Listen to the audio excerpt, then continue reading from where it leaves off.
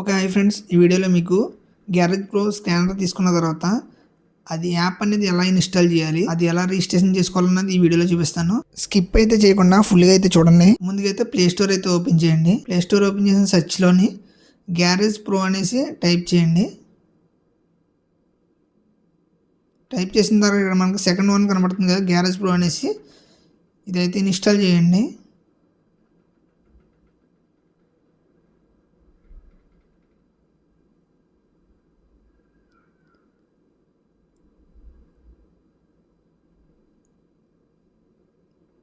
Install అయితే complete అయ్యింది.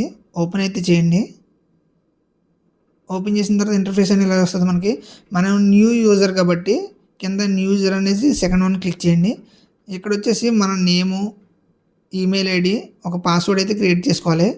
మీకు నేనైతే 2 విధాలుగా చేసి చూపిస్తాను. దీంట్లో మీకు ఎలా నచ్చితే అలా చేసుకోవచ్చు.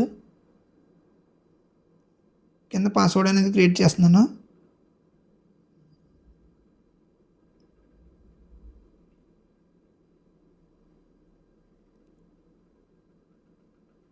పాస్వర్డ్ అనేది క్రియేట్ చేసిన తర్వాత ఇక్కడ సైన్ అప్ అని ఉంది కదా, సైన్ అప్ అనేది నొక్కండి. సైన్ అప్ అవుతుంది. సైన్ అప్ అయిన తర్వాత మనకి ఇక్కడ కార్సా బైక్సా అని అడుగుతుంది. బైక్స్ సెలెక్ట్ చేసుకోండి. మనకు పైన వచ్చేసేటప్పటికి నెంబర్ అయితే మన మొబైల్ నెంబర్ అయితే ఇవ్వాల్సి ఉంటుంది.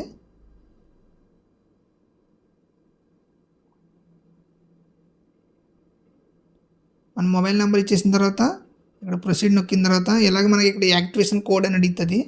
నేను ఇక్కడి నుంచి అయితే యాక్టివేషన్ చేసుకోవట్లేదు.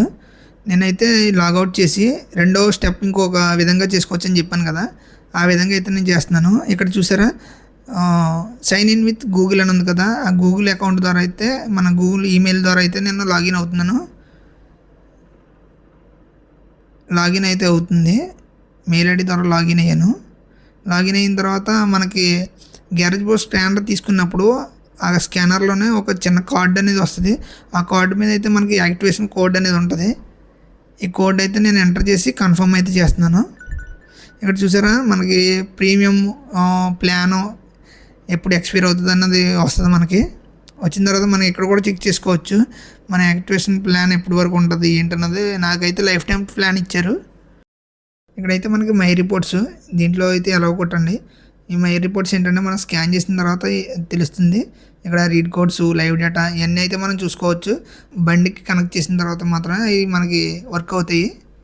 వీడియో అయితే నచ్చినట్లయితే లైక్ చేసి, షేర్ చేసి, సబ్స్క్రైబ్ అయితే చేసుకోండి.